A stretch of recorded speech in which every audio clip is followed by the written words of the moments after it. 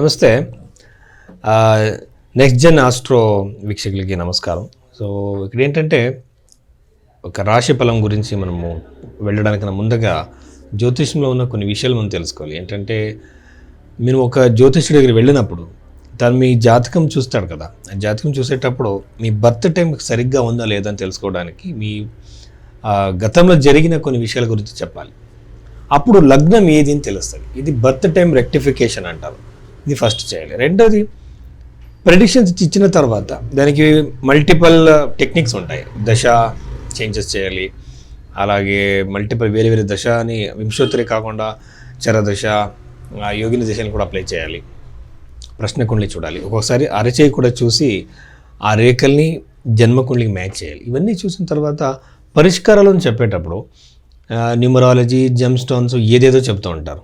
So అవన్నీ నమ్మకండి. ఎందుకంటే మీరు ఒకటి అర్థం చేసుకోవాలి, ఈ న్యూమరాలజీ చేసేవాళ్ళు ఒక్క తల్లి కడుపులో పుట్టిన ఇద్దరు పిల్లలు ఉంటారు అనుకోండి, ఒక 1-2 minutes డిఫరెన్స్ ఉంటుంది. ఇద్దరు భవిష్యత్తు డిఫరెంట్గా ఉంటుంది కదా. ఇక్కడ వాళ్ళు న్యూమరాలజీని ఎలా అప్లై చేస్తారు, రాశి ఫలితాలను ఎలా అప్లై చేస్తారు, ఋషులకి ఇవన్నీ తెలుసు. దానికి కొన్ని పద్ధతులు ఉన్నాయి, అది ఎలా చూడాలి జాతకం, అంత సైంటిఫిక్గా ఉందన్నమాట జ్యోతిషం. సో ఇలా సైంటిఫిక్గా జాతకం చూసే వాళ్ళ దగ్గరికి మీ జాతకం చూపించాలి. సో వాళ్ళు మీ గతంలో జరిగిన విషయాలు చెప్పాలి, అప్పుడే మీరు ఆ జ్యోతిషుడిని మీరు నమ్మవచ్చు. లేకపోతే వాళ్ళ అందరి దగ్గర మనం అడుగుతాము, కానీ వాళ్ళు చెప్పేది ఒకటి జరగదు, జ్యోతిష్యం మీద మన నమ్మకం పోతుంది. కాబట్టి ఇలాంటి జ్యోతిషుల్ని, ఎక్స్పర్ట్ ఉన్న వాళ్ళని, దాంట్లో ఎక్కువ ఇన్వాల్వ్మెంట్ ఉన్న వాళ్ళకి, డెడికేషన్ ఉన్న వాళ్ళతోనే మీ జాతకం చూపించాలి. సో ఇలా వెళ్ళాలి. అలాగే కర్మంలో ఉన్నది అన్నీ అందరూ చేంజ్ చేయలేరు. ఎందుకంటే కర్మంలో చాలా ఉన్నాయి. మేషరాశిలో పుట్టిన వాళ్ళకి సో ఈ నవంబర్ నెలలో జరిగే విషయాల గురించి మనం మాట్లాడడం అయితే, మంత్రేశ్వర రచితమైన ఫలదీపిక గ్రంథంలో గోచార ఫలాధ్యాయం, దీంట్లో రాసిన విషయాల గురించి మనం ఇక్కడున్న ప్రిన్సిపల్స్ నేను అప్లై చేసిన అనమాట. ఎందుకంటే అది చాలా బాగుంది, చాలా అద్భుతంగా ఉందన్నమాట అక్కడున్న విషయాలు. ఆ ప్రిన్సిపల్స్ నేను మేషరాశి మీద అప్లై చేయడం అయితే, ఫస్ట్ వచ్చేసి చతుర్థ భావంలో గురుగ్రహము ఉచ్చస్థానంలో ఉండడము. మేషరాశిలో పుట్టిన వాళ్ళకి ఖచ్చితంగా గృహయోగం ఉంటుంది. అది సైట్ కావచ్చు, ఇల్లు కావచ్చు, ల్యాండ్ కావచ్చు, ఏదైనా ఒకటి ప్రాపర్టీ కొనే అవకాశం ఉంటుంది. రెండోది ఫ్యామిలీలో హ్యాపీనెస్, కుటుంబంలో కుటుంబ సభ్యులతో హ్యాపీనెస్, ఒక మంచి రిలేషన్షిప్, ప్రేమ, ఇలాంటి అవకాశాలు ఈ మేషరాశి వాళ్ళకి క్రియేట్ అవుతుంది.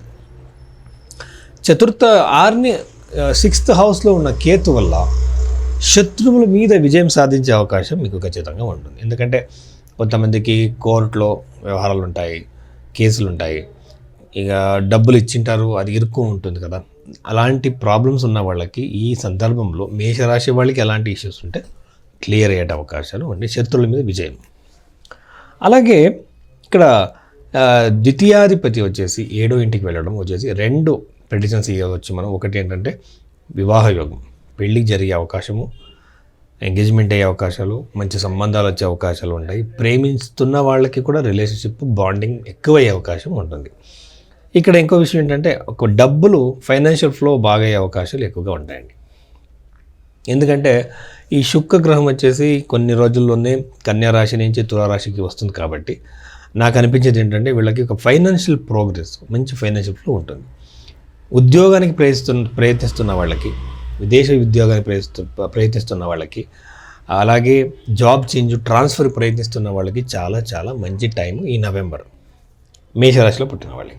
అలాగే 12వ ఇంట్లో శని ఉండడం వల్ల కొంతమంది విదేశానికి వెళుతూ ఉంటారు కదా, ఎడ్యుకేషన్కి కావచ్చు, జాబ్ కోసం కావచ్చు, వాళ్ళందరికీ కూడా సక్సెస్ దొరికే అవకాశం ఇక్కడ ఉంది. అలాగే 11వ ఇంట్లో ఉన్న రాహు వల్ల కూడా లాభం ఎక్కువగా ఉంటుంది, ఫైనాన్షియల్ ఫ్లో బాగుంటుంది వాళ్ళకి. ఎందుకంటే ఇది ఫైనాన్షియల్గా చాలా మంచి టైం పీరియడ్. ఇప్పుడు కొత్త బిజినెస్ చేసే వాళ్ళకి, బిజినెస్ని ఎక్స్పాండ్ చేస్తున్న వాళ్ళకి, స్కేలింగ్ చేస్తున్న వాళ్ళకి, అలాగే వాళ్ళ బ్రాంచెస్ని ఎక్కువ చేస్తున్న వాళ్ళకి కూడా చాలా మంచి టైం పీరియడ్.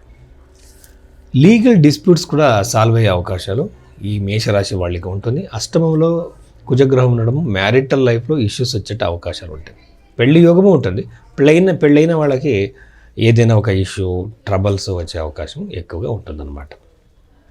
దీని జతలోనే మనం ఇంకొక విషయం అర్థం చేసుకోవాలి, యూజువల్గానే మేషరాశి వాళ్ళ కోపం ఎక్కువగా ఉంటుంది. ఒక జాతకం చూసే పద్ధతి ఉంది. ఎలా అంటే ఫస్ట్ లగ్నం సరి చేసుకోవాలి, ఆ వ్యక్తిది పాస్ట్ ఈవెంట్స్ నుంచి లగ్నం సరి చేసుకొని తర్వాత హస్త సాముద్రిక శాస్త్రంలో, ప్రశ్న శాస్త్రంలో మల్టిపుల్ దశలను అప్లై చేసి జాతకం చూడాలి.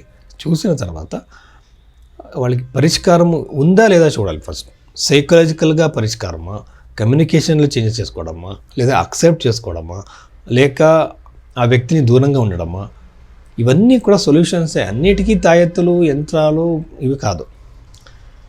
కొన్ని గ్రహాలు చాలా మాలిఫిక్గా ఉంటాయి, ఆ గ్రహాలకి మంత్ర జపాలు చెప్తే ఖచ్చితంగా ఆ ప్రాబ్లం తగ్గుతుంది.